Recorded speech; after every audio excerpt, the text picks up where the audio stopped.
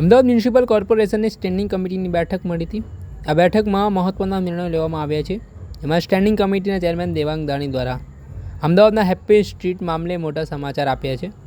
અમદાવાદના લો ગાર્ડન ખાતે આવેલા હેપી સ્ટ્રીટ પાસે ખાણીપીણીના રસિયાઓ માટે અમદાવાદ મ્યુનિસિપલ કોર્પોરેશન દ્વારા મોટો નિર્ણય લેવામાં આવ્યો છે।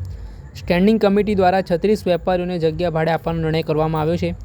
માસિક 15,000 રૂપિયા ભાડે વેપારીઓને જગ્યા ફાળવવામાં આવશે। અગાઉ હેપી સ્ટ્રીટમાં વેપારીઓએ 75,000થી 1 લાખ ભાડું આપતા હોવાની પણ વિગતો સામે આવી છે। અંદાજે 36 વેપારીઓ માટે 15,000 ભાડું નક્કી કરવામાં આવ્યું છે। આ મામલે શું કરી રહ્યા છે સ્ટેન્ડિંગ કમિટીના ચેરમેન દેવાંગ દાણી, તે સાંભળી લો। અમદાવાદ મહાનગરની અંદર લો ગાર્ડન ખાતે હેપી સ્ટ્રીટ આવેલી છે। ખાણીપીણીના રસિયાઓ માટે વર્ષોથી આ હેપી સ્ટ્રીટ એક વખણાતી હતી। લો ગાર્ડનનું આ ફૂડ માર્કેટ આવેલું છે।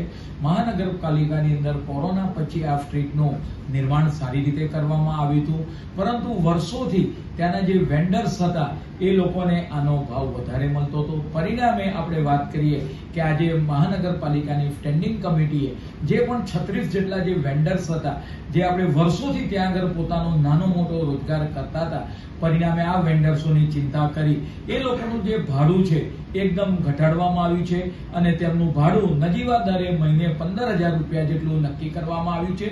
પરિણામે તેમના પર જે આર્થિક ભારણ આવતું હતું તેમાં મોટો ઘટાડો થશે અને વર્ષોથી ચાલી આવતી આ જે હેપી સ્ટ્રીટ છે એ ફરી પાછી ધમધમતી થશે। ખાણીપીણીના રસિયાઓ માટે આ હેપી સ્ટ્રીટ લો ગાર્ડન બજાર ખાણીપીણીનું ખૂબ જ વખણાતું હતું। સાહેબ, કેટલા ફેરિયાઓ હવે રહેશે અને પહેલા ભાડાની સંખ્યા કેટલી? પહેલા આ હેપી સ્ટ્રીટની અંદર એ લોકોને લગભગ એ લોકોએ પોતે બોલીને લગભગ 75,000 થી લાખ રૂપિયા બોલ્યા હતા। ક્રમશઃ તે ભાડું ન ભરી શકતા, પોતાને ધંધો કરી શકતા ન હતા।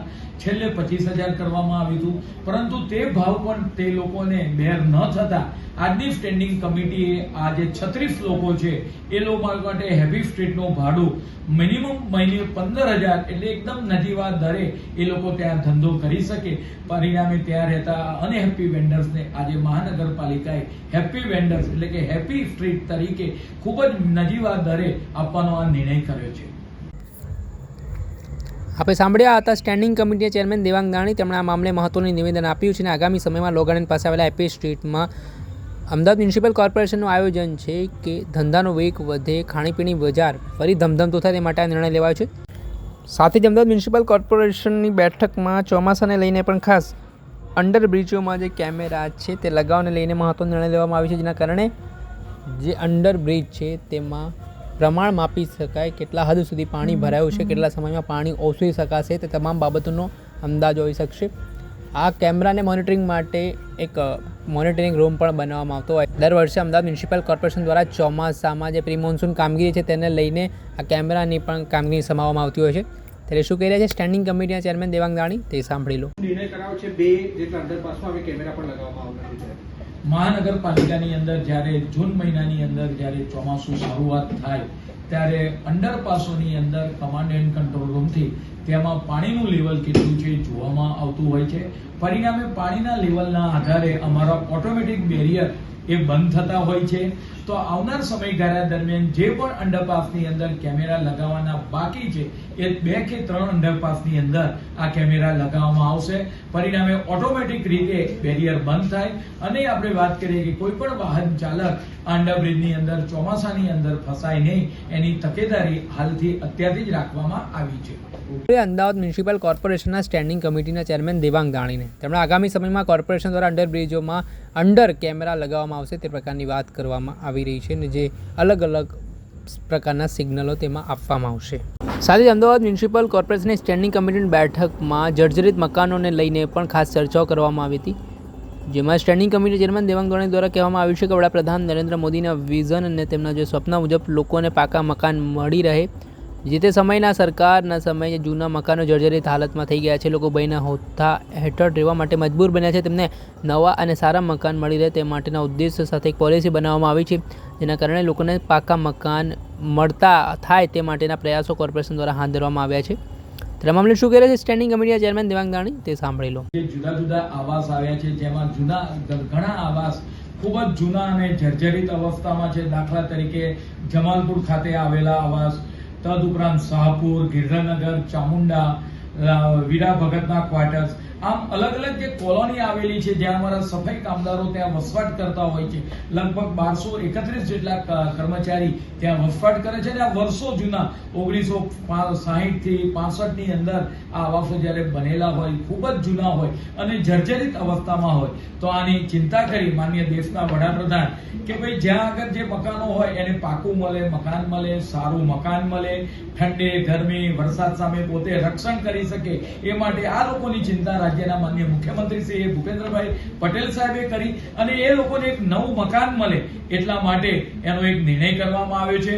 ટૂંક સમયની અંદર આ લોકોને આપણે વાત કરીએ કે એની પોલિસી બનાવી એ લોકો સારા મકાનમાં રહે અને નવા મકાનમાં રહે. તદુપરાંત એ કેમ્પસની અંદર ઘણા લોકો આપણે વાત કરીએ કે વર્ષોથી ટેરેસ ઉપર રહેતા હતા, કમ્પાઉન્ડની અંદર રહેતા હતા. આવા લગભગ 828 લોકો છે. એ લોકોને પણ પોતાનું ઘરનું ઘર મળે. માનનીય દેશના વડાપ્રધાનનું જે સપનું છે કે ભાઈ નાના માણસને પોતાનું ઘરનું ઘર મળે, એ માટેને આજની સ્ટેન્ડિંગ કમિટીમાં ચર્ચા કરવામાં આવી છે. આવા તમામ લોકોને ઘર મળે, પાકું મકાન મળે, તે અંગેનો નિર્ણય આવનાર ટૂંક સમયની અંદર સ્ટેન્ડિંગ કમિટીમાં કરવામાં આવશે અને રાજ્ય સરકારની એપ્રુવલ માટે મોકલી આપવામાં આવશે. પરિણામે અમારા જે સિટીને ચોખ્ખું રાખતા તમામ જે કર્મચારી, સફાઈ કર્મચારી છે, એ લોકોને એક પાકું આવાસ મળે. આપણે સાંભળ્યા હતા સ્ટેન્ડિંગ કમિટીના ચેરમેન દેવાંગ દાણી. તેમણે પાકા મકાનોને લઈને પણ વાત કરી છે. સાથે મુખ્યમંત્રી ભૂપેન્દ્ર પટેલ અને વડાપ્રધાન નરેન્દ્ર મોદીનું જે વિઝન છે કે ગરીબ લોકોને પાકા મકાન મળી રહે, સારી રીતે તેઓ જીવન ગુજરાન કરી શકે, તેવા સંકલ્પ સાથે કોર્પોરેશન આગામી દિવસોમાં કામ કરવા જઈ રહ્યું હોય તે પ્રકારની વાત પણ તેમના દ્વારા કરવામાં આવી રહી છે. સાથે જ અમદાવાદના ખોખરા ખાતે જે પરિષ્કર નામની બિલ્ડિંગમાં આગ લાગવાની ઘટના સામે આવી, જેમાં અમદાવાદ ફાયર વિભાગની ટીમ દ્વારા પણ જે રાહત બચાવ કામગીરી હાથ ધરવામાં આવી હતી, તે મામલે સ્ટેન્ડિંગ કમિટીના ચેરમેન દેવાંગ દાણીએ શું વાત કરી છે તે સાંભળી લો. ખોખરાની અંદર 3:30 વાગે અંગાર કોલ આવ્યો હતો ફાયર વિભાગની અંદર. પરિણામે 15 થી 20 જેટલા લોકોને ફાયર વિભાગ જે અમારી મોક ડ્રીલ પણ કરતી હોય છે, આજે એ લોકોને આપણે વાત કરીએ કે રેસ્ક્યુ કરીને એમના જીવને બચાવવામાં આવ્યા છે અને કોઈ પણ જાતની કેઝ્યુઅલિટી થઈ નથી, ઈજા થઈ નથી. અને આ રીતે ત્યાં આગળ 6 જેટલા ફાયરના વાહનો, ફાયરના જવાનો અમારા લોકોએ ત્યાં આગળ જઈને આ લોકોને 15 થી 20 જેટલા લોકોને રેસ્ક્યુ કર્યા છે અને તે લોકોને બચાવી દીધા છે.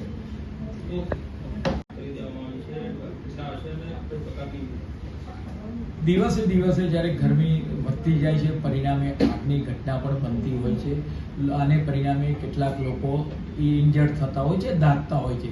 તો મહાનગરપાલિકા દ્વારા એડવાન્સમાં બન્સ વોર્ડ ચાલુ કરી દેવામાં આવે છે. શારદાબેન હોસ્પિટલ હોય, એલજી હોસ્પિટલ, તદુપરાંત વીએસ હોસ્પિટલ અને એસવીબી, આ તમામ હોસ્પિટલો જે અમારી છે ત્યાં આગળ બન્સ વોર્ડ ચાલુ કરી દેવામાં આવે છે. પરિણામે ઇન્જરી થાય, કોઈને કેઝ્યુઅલિટી થાય તો તરત જ એને આપણે વાત કરીએ કે બન્સ વોર્ડમાં ઝડપથી સારવાર મળે, એ માટે અમારી જે હોસ્પિટલો છે, કોર્પોરેશન સંચાલિત હોસ્પિટલમાં આપણે વાત કરીએ કે આ બન્સ વોર્ડ શરૂ કરવામાં આવ્યા છે. જે રીતે ખોખરા ખાતે આવેલી એક બહુમાળી બિલ્ડિંગમાં અચાનક ભીષણ આગ લાગવાની ઘટના બની હતી, ત્યારે જીવના જોખમને આ હતા સ્ટેન્ડિંગ કમિટીના ચેરમેન દેવાંગ દાણી. તેમણે જે ખોખરામાં બહુમાળી બિલ્ડિંગમાં ભીષણ આગ લાગવાની ઘટના સામે આવી હતી તે મામલાને લઈને માહિતી આપી છે. સાથે જ કેટલાક લોકો છે તે જીવના જોખમે આ બિલ્ડિંગમાં ઉતરવા માટે મજબૂર પણ બન્યા હતા. આ તમામ બાબતોમાં ફાયર વિભાગની કામગીરીને લઈને પણ તેમણે વાત કરી હતી. દર્શક મિત્રો, એન કવરેજ ન્યૂઝને આપ લાઈક કરી લો, સબસ્ક્રાઇબ કરી લો અને શેર કરવાનું ભૂલતા નહીં.